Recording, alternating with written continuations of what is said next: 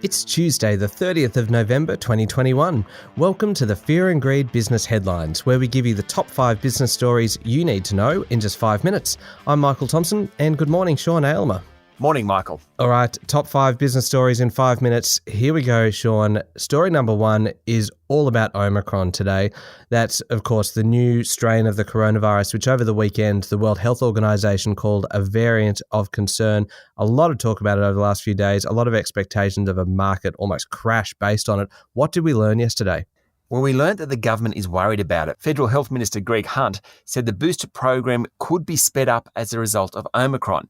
He's asked the Australian Technical Advisory Group on Immunisation to review settings for booster shots. Now, 415,000 people have already had a third injection.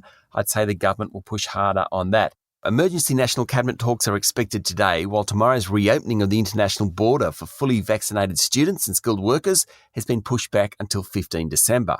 So there are 5 confirmed cases in Australia, 4 in New South Wales and people who recently arrived from Southern Africa, and 1 who's in the Howard Springs quarantine facility in the Northern Territory.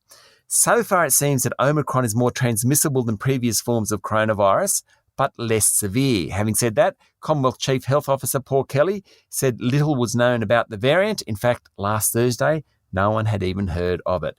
A long way to go. Yeah, certainly is. And speaking of a long way to go, Sean, leads us neatly onto story number 2. It looks like a May federal election is now very likely. Sure does. Yesterday, the federal government provided its parliamentary calendar for 2022. In it, it had penciled in a budget for March 29. Now, the federal government has never delivered a budget in March. Normally, they're in May. But Prime Minister Scott Morrison wants to hand down a budget before calling the election. So reading the tea leaves, the most likely dates for a federal election next year are mid to late May. Now, that's exactly what he did in 2019 when he handed down a 2 April budget and had an election, which of course he won on May 18. Okay, story number 3. Pizza Hut, Sean, wants to double its outlets to more than 500 stores within 4 years and is on target to lift sales 25% this year. Please tell me, as part of this plan, they are going to bring back the all-you-can-eat pizza bar. That wasn't mentioned yesterday. What I thought was interesting after Pizza Hut came and provided those targets is just how well Domino's has done, because Pizza Hut is the number 2 player, but it's only got 9% share. Now, admittedly, it's a very fragmented market, but 9% isn't much market share for number 2. The chief executive of Pizza Hut, Phil Reed, expects to lift sales this year to $240 million. He currently has 260 outlets, which cover about 55% of the population. But he wants Pizza Hut to become more of a delivery business. That means outlets don't need to be in prime real estate locations. They do need to be where people are so they can get their pizza to you hot. As part of the drive, it hopes to reduce delivery times. At the moment, they're 31 minutes. They were 49 minutes. He wants to get it much lower than that. And they'll also reduce the options for pizza toppings. In fact, 80% of sales come from just 5 pizza styles. Do you know the top 2, Michael? I would guess Supreme and Meat Lovers. Almost. Pepperoni and Super Supreme. Really? That does surprise me. There you go. Okay, but no all-you-can-eat pizza bars. Okay, we'll move on. Slight disappointment, but that's okay. Story number 4 today, Sean. Anybody who's been on the roads lately, and I mean anybody, would have noticed how expensive petrol prices are at the moment. Please tell me there is some good news. I'm not so sure. The Australian Institute of Petroleum says that pump prices have hit all-time highs in Hobart and Melbourne, both more than 179 cents a litre, and also in Brisbane at 185.5 cents a litre.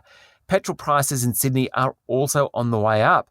The good news, if there is some, is that the price of Brent crude fell over the weekend by 10%. That should bring some relief, but I must say petrol prices are a mystery to most of us. Yeah, me too. Okay, story number 5. I really don't know how to introduce this one, and really it's probably more of a concern for you than it is for me, given your advanced age. Take it away, Sean. Oh, ouch, that hurts. China is set to make more nappies for adults than babies by 2025. According to the Financial Times, the ageing of the population in China, it's expected to have 365 million people over the age of 65 by 2050, means consumer goods makers have had to rethink strategies. And with the infants category barely growing and the adult category rising quickly, the nappy crossover is expected to be just 4 years away. In fact, some estimates put the China incontinence market in 2030 at $16 billion compared to just 5% of that last year. Let's not talk about that anymore, Michael. We'll just leave it right there.